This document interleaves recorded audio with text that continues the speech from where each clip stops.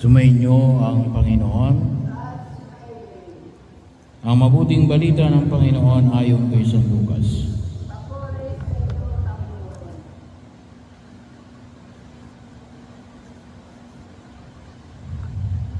Noong panahon yon may maituro ni Jesus ang mga tao ang kanyang aral.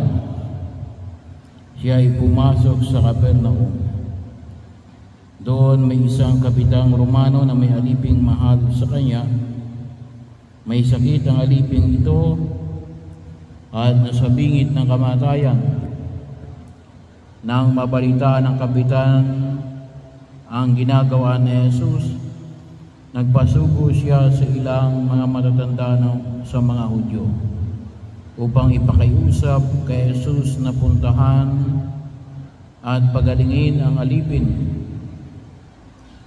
Nang makita nila si Jesus, taimting silang nakiusap sa kanya. Siya'y karapat-dapat na pagbigyan ninyo sapagkat mahal niya ang ating bansa, wika nila. Ipinagpatayo pa tayo ng isang sinagoga. Kaya sumama sa kanila si Jesus. Nang malapit na siya sa bahay, pinasalubong siya ng kapitan sa kanyang mga kaibigan at pinasabi ang ganito: Ginoo, huwag na po kayong magkapagod.